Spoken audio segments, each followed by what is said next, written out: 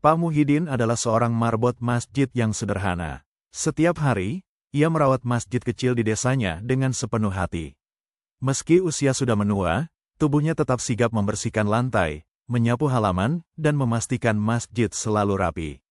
Tak ada yang tahu, di balik kesederhanaannya, Pak Muhyiddin adalah sosok yang begitu tulus, penuh cinta terhadap ibadah, terutama sholawat. Setiap kali waktu sholat tiba, Pak Muhyiddin adalah yang pertama datang, memastikan sajadah terhampar rapi, kipas angin menyala, dan air wudhu selalu tersedia. Namun, hari itu berbeda. Saat azan subuh berkumandang, Pak Muhyiddin memulai sholatnya seperti biasa. Rakaat demi rakaat dilalui dengan khusyuk, namun pada rakaat terakhir, ia tiba-tiba terdiam.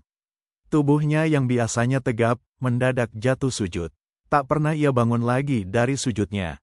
Pak Muhyiddin meninggal dunia dalam keadaan bersujud, di tempat yang paling dicintainya, masjid. Berita kepergiannya membuat semua orang di desa terhenyak.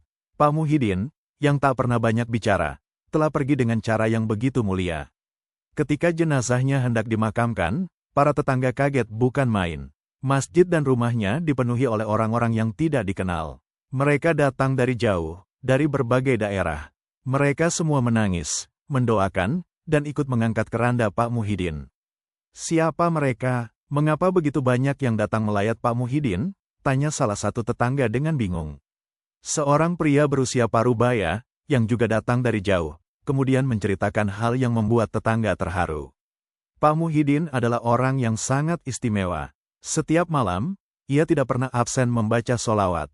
Ia selalu mendoakan kesejahteraan umat, bahkan orang-orang yang tak dikenalnya sekalipun.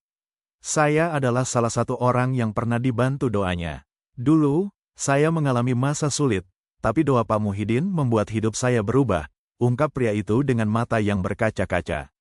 Ternyata, Pak Muhyiddin telah lama mengamalkan sholawat dengan penuh istiqomah. Ia melantunkan sholawat dengan harapan agar Allah memberikan keberkahan dan ketenangan bagi siapa saja yang sedang dilanda kesulitan. Setiap malam, doa-doanya melangit, memohon kebaikan untuk orang lain, bahkan tanpa mereka sadari. Hal inilah yang membawa banyak orang datang melayat di hari kepergiannya. Mereka bukan sekadar pelayat, tetapi orang-orang yang pernah tersentuh oleh doa-doa Pak Muhyiddin, yang dengan tulus ia panjatkan tanpa pamrih. Ketika tanah mulai menutupi liang lahat, angin seolah berhembus lebih sejuk. Di sanalah, Pak Muhyiddin beristirahat dengan tenang, meninggalkan kisah tentang seorang hamba yang penuh cinta dan kebaikan.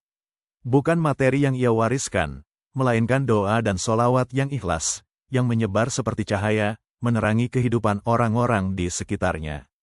Hingga akhir hayatnya, Pak Muhyiddin mengajarkan kepada kita bahwa kebaikan, meski tak terlihat, akan tetap sampai kepada mereka yang membutuhkan, dan akan selalu dikenang, bahkan saat kita sudah tiada.